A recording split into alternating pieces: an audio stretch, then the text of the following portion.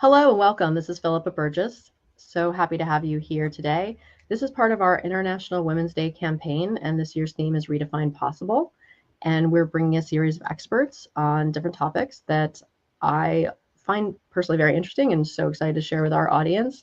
I personally study geospatial intelligence, or GeoInt, and had the opportunity to participate in a hackathon, and I crushed OSINT.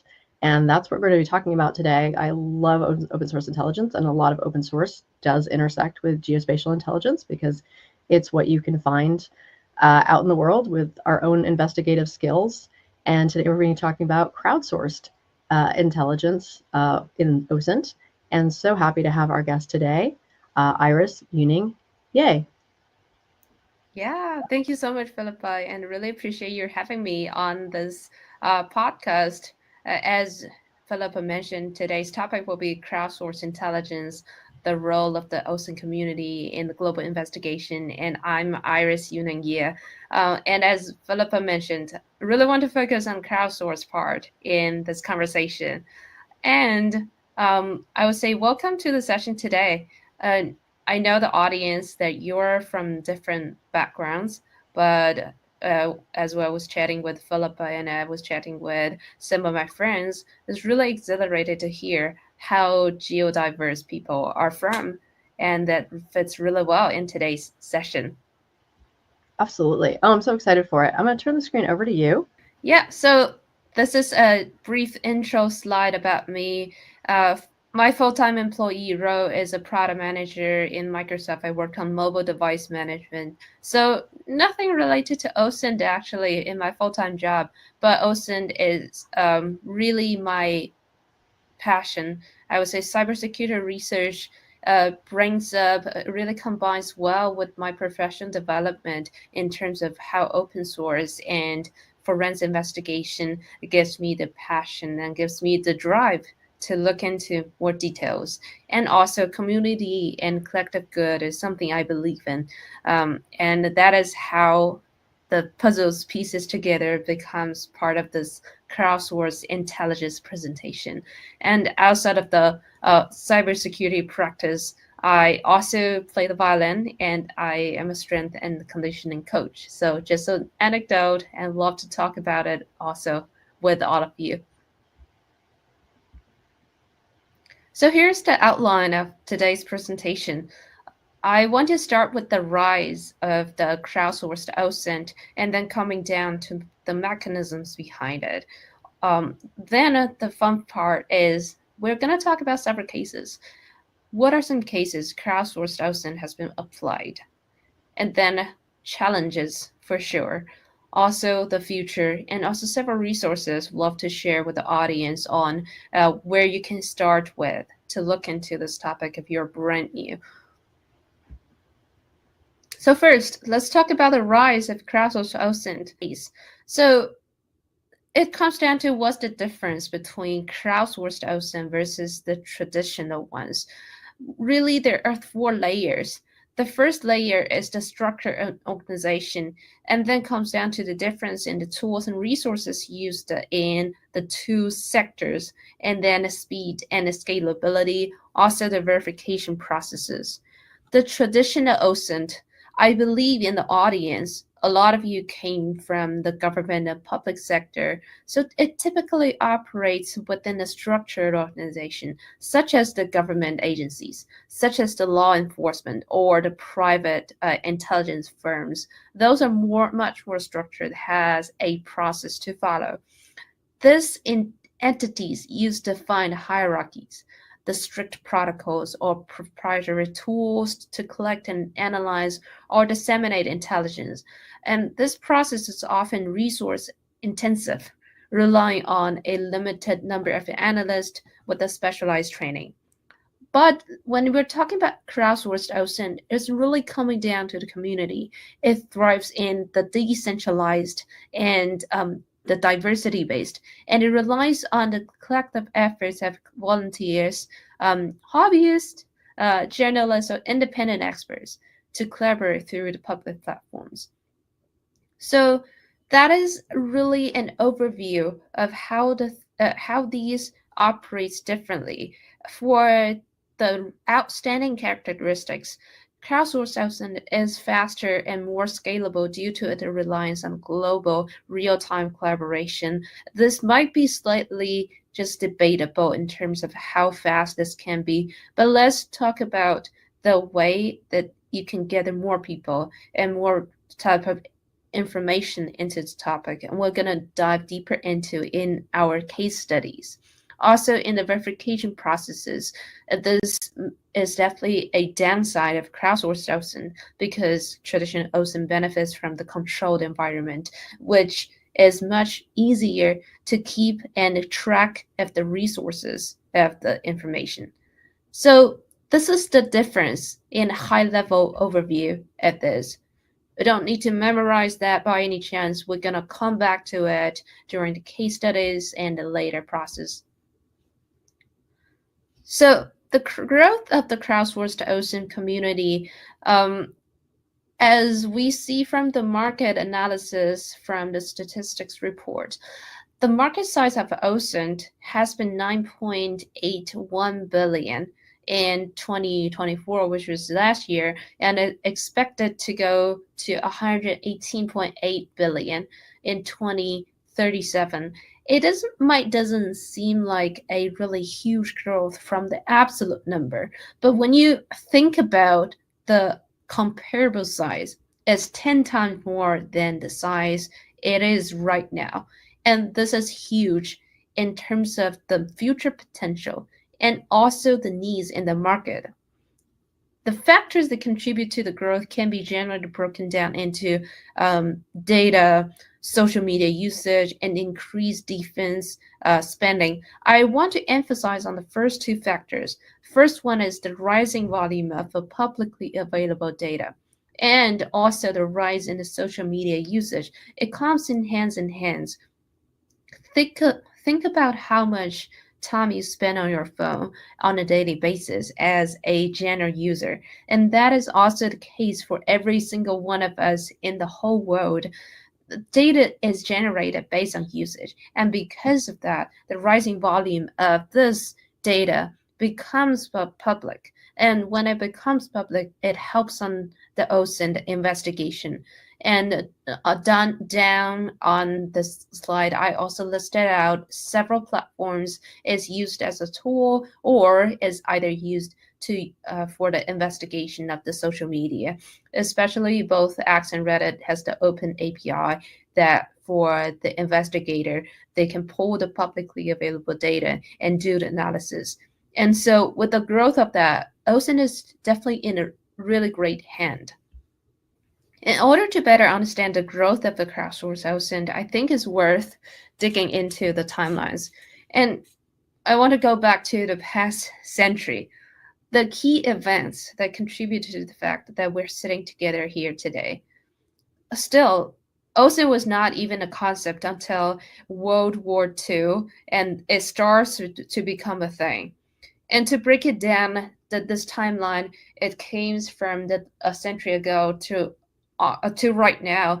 I personally love to break it down into three eras: pre-1990s, 1990s to 2000s, and the third after 2010s, the social media crowdsourcing era. When the World War II broke out in the world, that OSINT started to expand as intelligence agencies monitored foreign propaganda. Back then, all of the sources came from newspapers, radio broadcasts, public records, intelligence gathering. So those were the media. It might be even hard to imagine as we're sitting here today. And the intelligence idea, the concepts was emerging back then. But it was until 1992 that U.S. intelligence community establishes the open source intelligence discipline first time and recognizing the growth and importance of the publicly available data. And then it was not until that 1995 that OSC created by CIA and become a standalone branch under the whole government operations. And then in 2011, the Arab Spring really brings OSINT the power in real-time insights. Also in 2016, OSINT tracks the Russian interference in the U.S. presidential election. Also, Crowdsourced OSINT brought a power into the COVID investigation. So those are a general timeline of how OSINT became a name over the years. And back then, public data was not that much. So OSINT, crowdsourced OSINT, did not become a separate and different study at any time until recently in the past decade.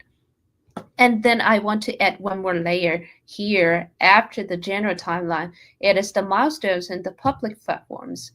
No public platform, no crowdsourced OSINT. And that is why this layer is so critical to add upon all of the layers we have.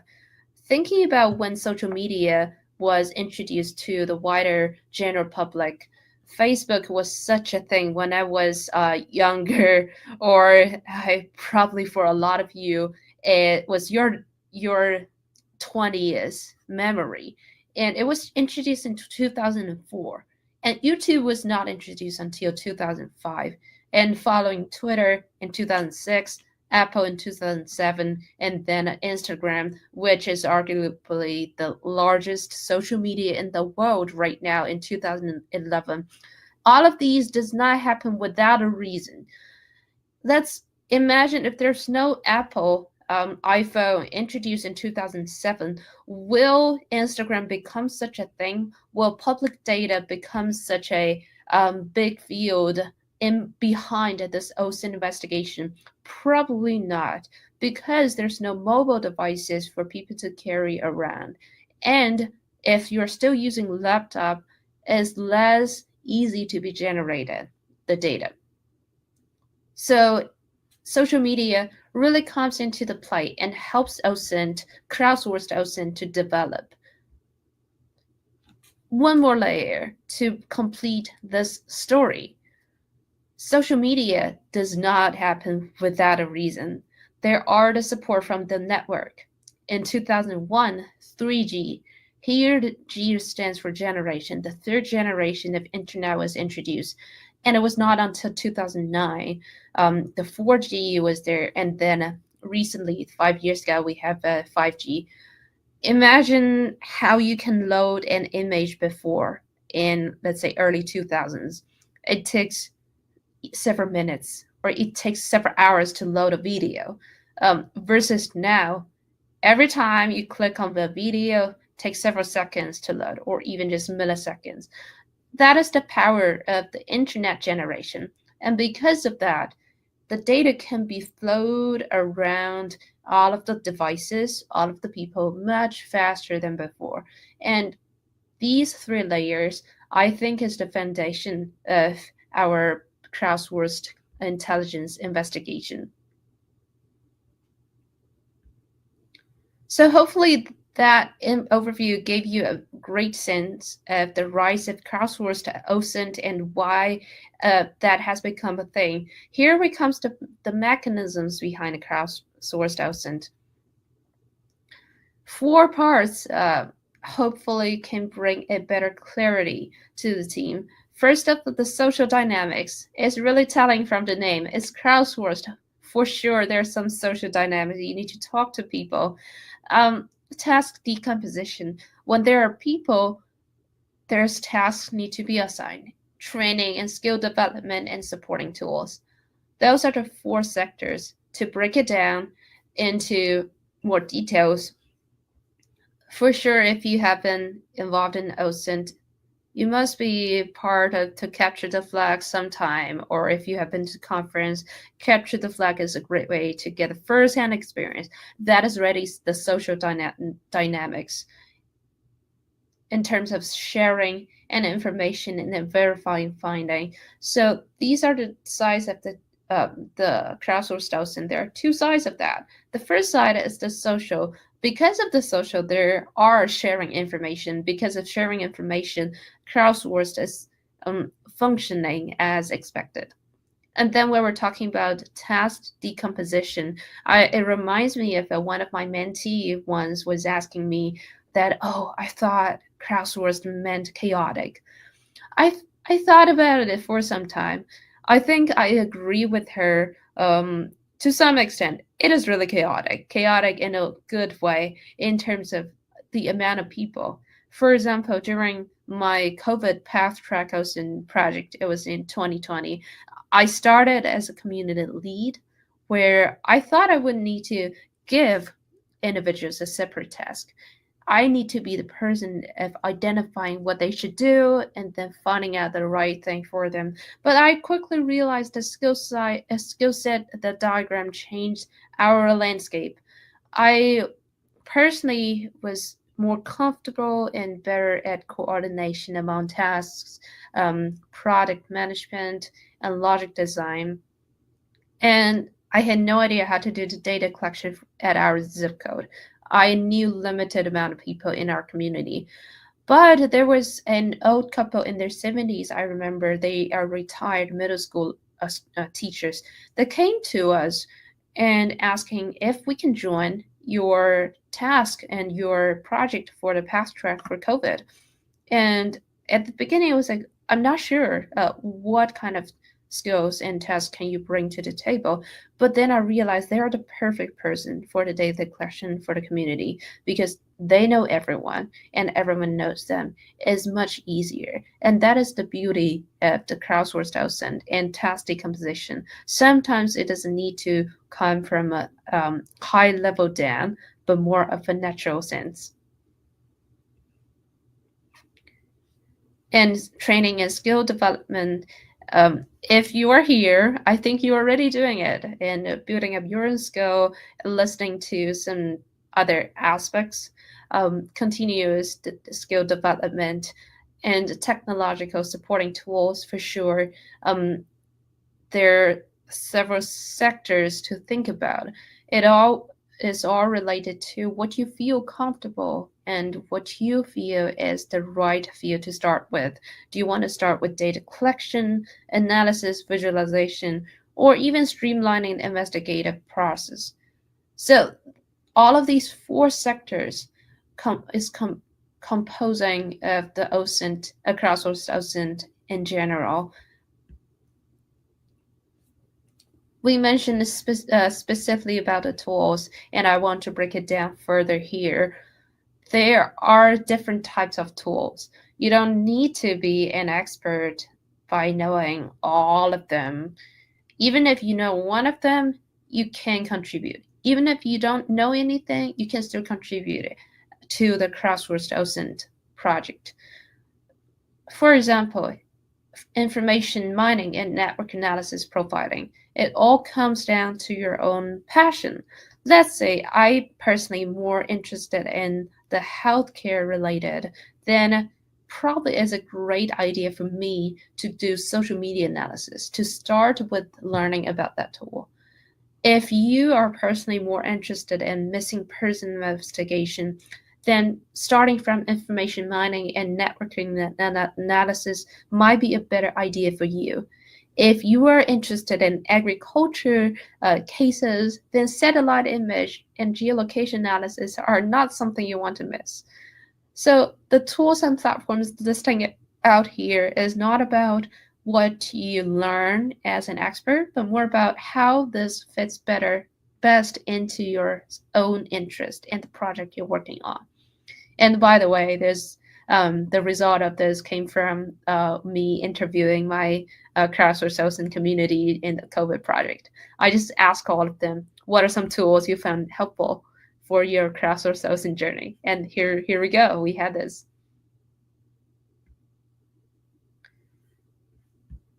Okay, enough about the lecturing part, and it comes to the most exciting cases part. I have 4 cases want to bring up, and the first one is securing the Texas border. I intentionally picked the cases that are scattered all over the different fields. The first one is more about national security. Second one about international treaty related. And then the third one is about agriculture. The last one is about COVID and healthcare epidemiological. So securing the Texas border, this case came from traced back to 2006.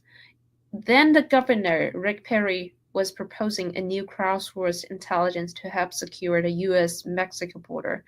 And smuggling across the borders has been a top worry in the non-proliferation world for a while. People really started to paying attention when the threat of weapons of mass destruction falling in the wrong hands, and it really became real. So with the rise of the global terrorism, this issue remains just as urgent. I never talked to Governor Rick Perry personally, but I can imagine how much anxiety has been going on in the society. And at that time, Texas faced a huge challenge. Not sure if anyone from the audience is from Texas, but here comes a question. Do you know how long is your border with Mexico? Okay, I paused here for several seconds. You might have your answer. The real answer is this 1,200 mile. The idea is about the same distance from Texas to Michigan across the country. That is how long the border is. And here gives you a sense of how hard and difficult it is to secure the border. This is further than Texas to Michigan as a cross country. So a $5 million virtual border watch program was proposed. It was about a network of cameras that would allow everyday citizens to monitor the border activity. That is how the left side of the website was brought to daylight. The key considerations of the crowdsourced information gathering system was developed back then was, first of all, how can we have the information gathering that manage the control over our system and data collected? Second, how can we involve our crowd? We definitely don't have that much government employees to watch on that every single day and make sure all of the information is gathered. And then aggregation and verification to clear the mechanism. The last thought was the simple and easily understood and user interface. I think the Securing the Texas Border did a really great job thinking about it in 2006. Back then, this website is really simple and user friendly. The only thing you can see when you go into this website is the axis of the cameras. You can click into the cameras, get a real-time information. And then on the right side, to secure the information, this requires the Texas deputy or create an account to log in with all of the data is saved under your own account. So that helps the government when consolidating data to aggregate and also verifying the resource of the data. So pretty much a simple website is doing everything they were thinking about. The bottom line is control the participation, credibility, and accessibility, but also make sure that it's a crowdsourced effort coming from all of the Texans. The case 2 here is about small firearms. Still, the case was happened in 2014. Back then, the United Nations was taking a major step toward regulating the global arms trade by bringing the Arms Trade Treaty, or in other words, ATT, into the force. But you know how things goes. No matter how much treaty and how much regulation we put on the market, the arms control is still going to use some manual effort. The enforcement remains the biggest challenge. So the ATT lacks the dedicated enforcement body. There's no centralized database, and all of these pain points is coming into this project. And here is when EU came stepping in and say, we can help here. And we have a crowdsourced OSINT idea. It's called iTrace. So while iTrace, as I put that screenshot on the side, wasn't explicitly designed as a crowdsourced initiative, its core principles is really reflecting many crowdsourced outcomes when we look it back.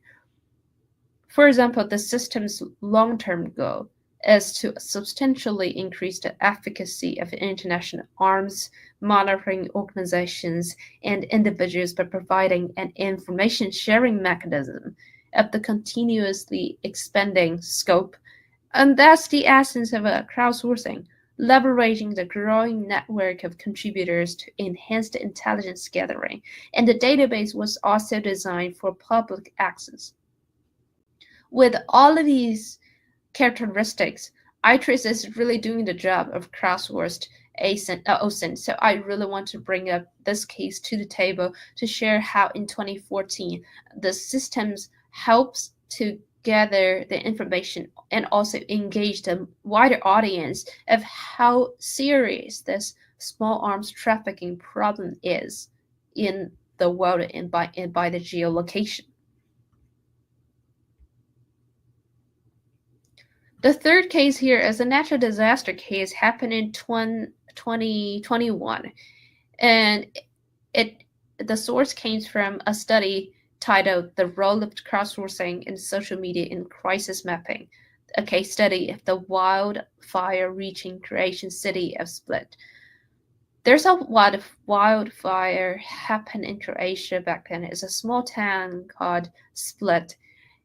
And citizens played a crucial role by not only assisting in firefighting, but also by sharing the timely georeference information through social media platforms. If you still remember, one of the mechanisms we brought up in the earlier slides, speed and scalability, this is the perfect case to prove that aspects. In this natural disaster case, the official government and first responders just truly didn't have that much capacity to respond to every single change in the fire situation. If you still remember what happened in LA earlier this year, it was widely expanding in several seconds and several minutes, and things changed so fast. Last minute you see the fire was far away, but because of the wind is blowing, then it's pushing towards where you live or where you're residing. Because of this natural disaster, the factor is sitting behind that. We really need the wide range of the volunteer to come in. And this is where VGI stands for Volunteer Geographic Information System came in into this tracking the real-time insights into the fire's progression, supplementing the official data sources. First of all, the enhanced situational awareness is the key takeaway of this project. Integrating the VGI from social media with the authoritative data and satellite imagery offers a much more comprehensive view of the disaster scenarios, aiding in a more informed decision-making, such as if a shelter is still open or which road was still accessible, talking with people and collecting information from the public sourced data. The second takeaway really is the public engagement. Active citizen participation through the information sharing significantly bolstered emergency response efforts, highlighting the value of community involvement in the crisis situations. And the last but not least is the real-time monitoring. It provides the immediate updates, which are crucial for tracking rapidly evolving disasters like wildfire, and it can be widely applicable to other disasters too.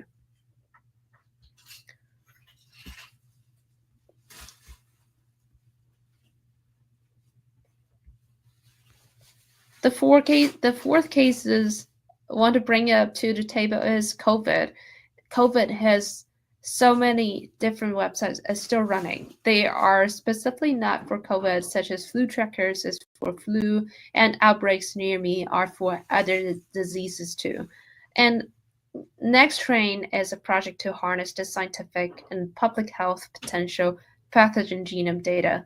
And by looking through the website, I want to read out their motivation to the audience to give you a better sense of why they're still doing it, even though COVID has passed, even though not passed, potentially partially passed, but there's other diseases is still going in the process. Their motivation really tells us why they're still keeping doing this amazing work.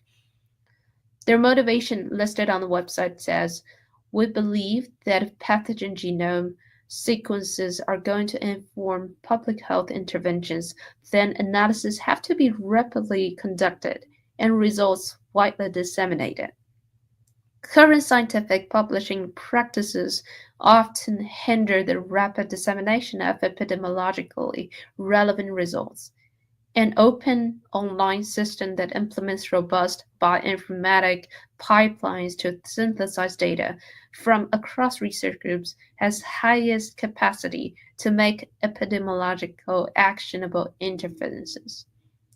So this is their motivation statement, and also tells us a lot about why healthcare requires the crowdsourced effort into OSINT investigation. So enough about the cases. With the last several sections of this presentation, I want to circle back to the challenges in the future. So with the rising of the crowdsourced OSINT, what can we do to tackle the challenges, and where does the future lie in front of us? The question here is really, what do the cases share in common? They're so different by looking into that. They came from agriculture, they came from natural disasters, they came from healthcare.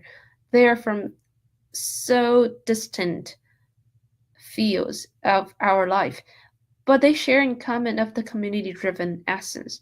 They share the data collection passion, they share the incident evaluation and analysis passion. And all of these is referring to and matching with our goal in the crowdsourced investigation.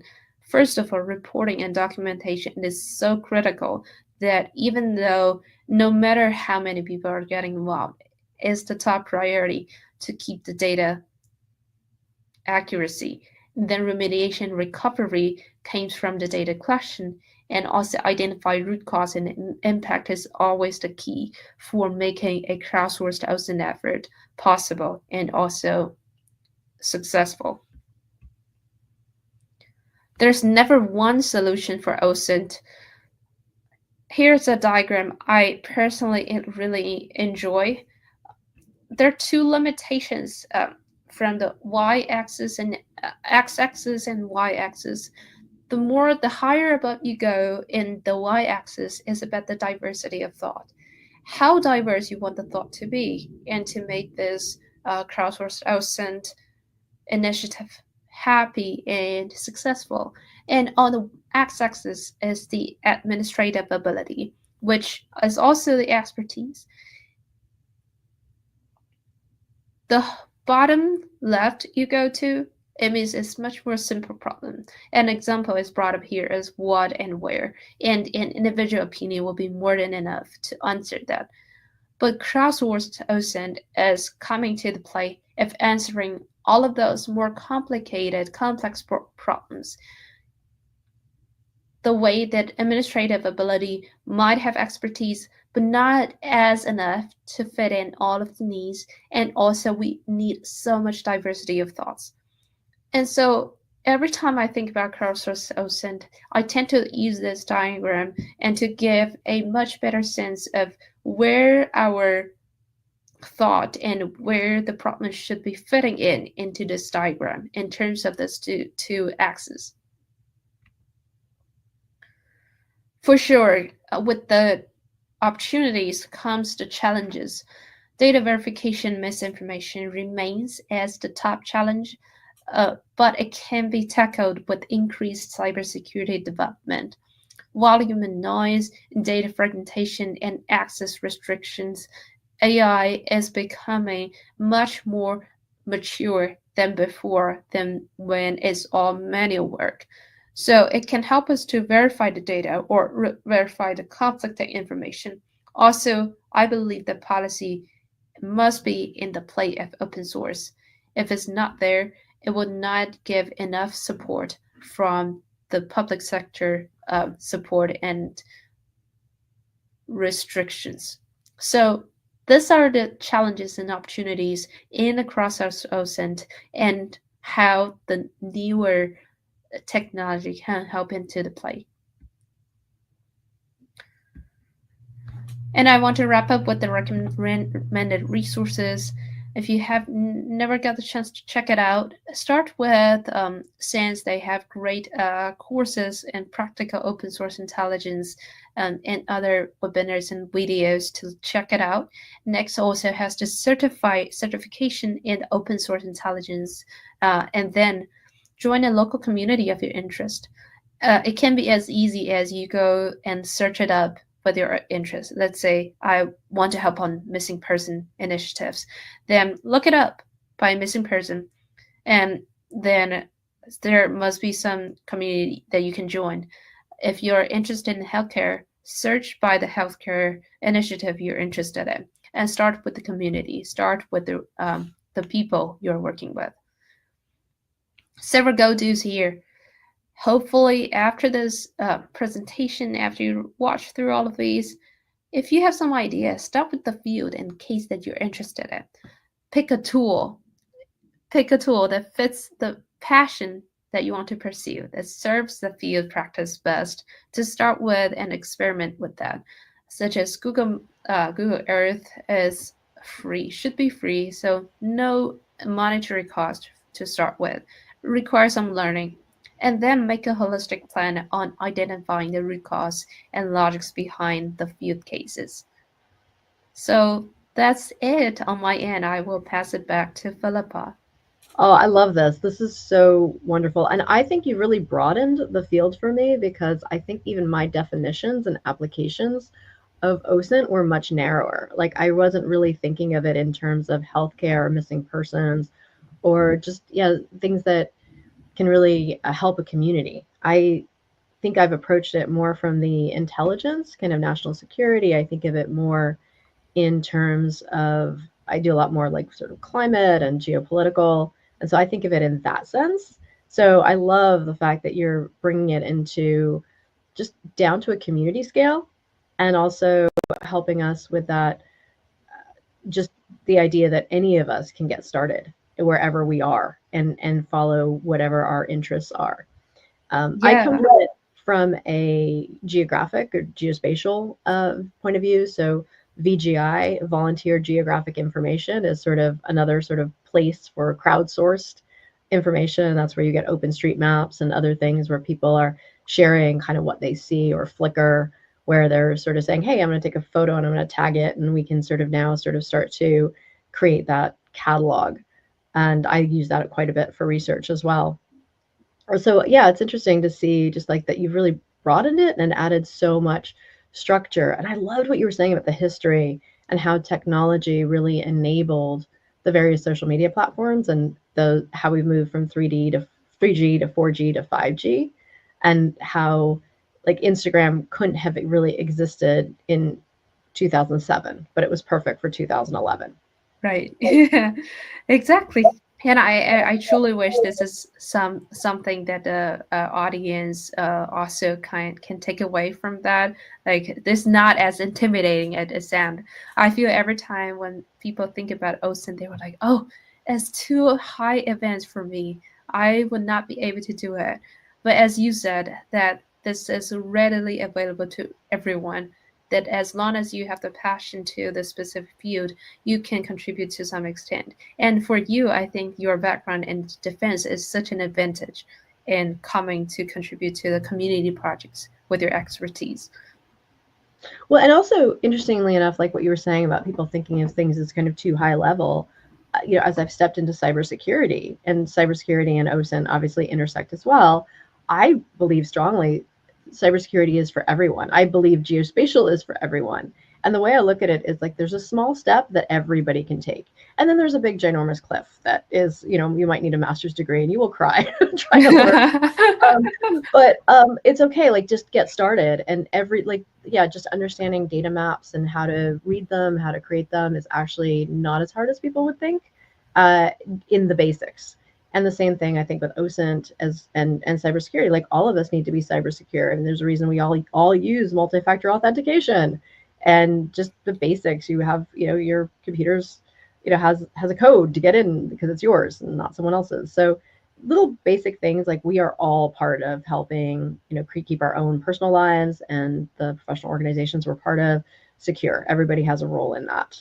And I Yeah, love how you made this so approachable that everybody has a role in open source intelligence as well. yeah, and you're so right in terms of how uh, widely ubiquitous cybersecurity is. We're coming to a age. It might be such a different topic. It can be a separate presentation in terms of how cybersecurity becomes a critical aspect of our life. It. I was thinking about, oh, what if I lost my phone sometime? I feel just panicked. Just all of my banking, finance, and personal information is all in there. And if that security is lost, then my whole personal data is gone. So that is scary, but also at the same time, a great field to learn about, and also just spend some spare time learning about how to secure your day-to-day data can be helpful to everyone. Absolutely. Yeah. And I think the thing is, I think also, again, a lot of people think, oh, the cybersecurity team, like they're just part of the IT department. And if I'm not a network engineer, like I don't have a starting point. And it's like, no, no, no. Like I'm literally in law school for cybersecurity. We're Mm. learning about governance and risk and compliance. And, a big part of all of this is tone at the top. We get into, how leadership manages this. So leadership has to have a security posture and be aware of these things. And I think also you can bring that back to OSINT, and really important, I think, for community leaders as well as just everybody, but the community leaders to sort of set the tone and set the stage for what a community's priorities are. And like you said, I love the example of the the teachers because they know everybody. Hmm. And so understanding that everybody in your community, has something else, has something that they can offer to these initiatives, and that they have such broad applications. So with that, I think we can wrap it up. But this is absolutely fantastic. And I thank you so much for being here and for such a thoughtful and timely presentation. Yeah, appreciate having me, Philippa, and appreciate all of this amazing thoughts that you brought up. Thank you. All right, we'll see you all next time.